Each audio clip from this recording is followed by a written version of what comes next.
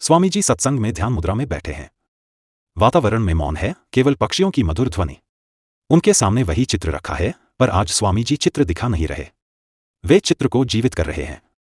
स्वामी जी ने नेत्र खोले और बहुत धीमे स्वर में बोले, वत्सो, आज मैं तुम्हें आंवले के गुण नहीं बताऊंगा।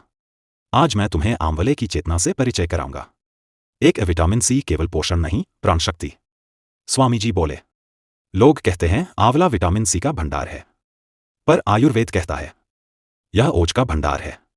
वे समझाते हैं, जब मनुष्य निराश होता है, थका हुआ महसूस करता है, तो वह केवल शरीर की नहीं, प्राणों की थकान होती है।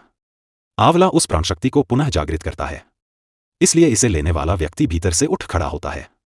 2 बाल, जड़ें और जीवन। स्वामी जी मुस्कुराए, बाल गिरना समस्या नहीं है वत्सो, जड़ें कमजोर होना समस्या है। वे आगे कहते हैं, आंवला केवल बाल नहीं उगाता, यह जड़ों को स्थिरता देता है। जैसे साधना मनुष्य को जीवन में स्थिर बनाती है। जिसकी जड़ें मजबूत, वह आंधी से नहीं डरता। 3 आंखें, देखने की नहीं, समझने की शक्ति। स्वामी जी ने आंखों की ओर संकेत किया। आंखें केवल रोशनी नहीं मांगती, वे सत्य देखने की क्षमता मांगती हैं। आंवला दृष्टि को तेज करता है, और साथ ही विवेक को भी। जिसकी दृष्टि साफ, वह भ्रम में नहीं जीता। 4 पाचन साधना का द्वार। स्वामी जी गंभीर हुए, यदि अन्न नहीं पचता, तो विचार भी नहीं पचते। आंवला पाचन को संतुलित करता है, और यही संतुलन साधना की पहली सीढ़ी है। अस्थिर पेट, अस्थिर मन। 5 त्वचा, भीतर की पवित्रता। स्वामी जी बोले, त्वचा का चमकना सौंदर्य नहीं, यह भीतर की शुद्धि का संकेत है। आंवला रक्त को शुद्ध करता है, और जब रक्त शुद्ध होता है, तो चेहरे पर तेज अपने आप प्रकट होता है।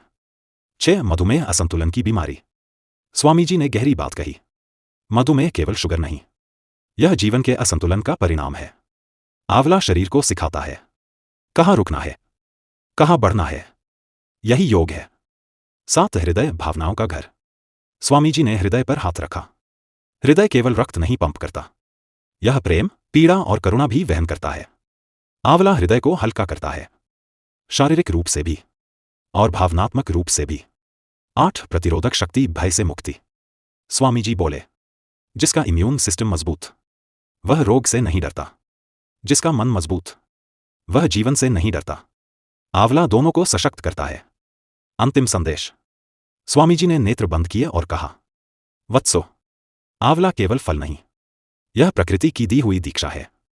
यदि इसे कृतज्ञता, नियमितता, श्रद्धा के साथ लिया जाए, तो यह औषधि नहीं रहता, प्रसाद बन जाता है। अगर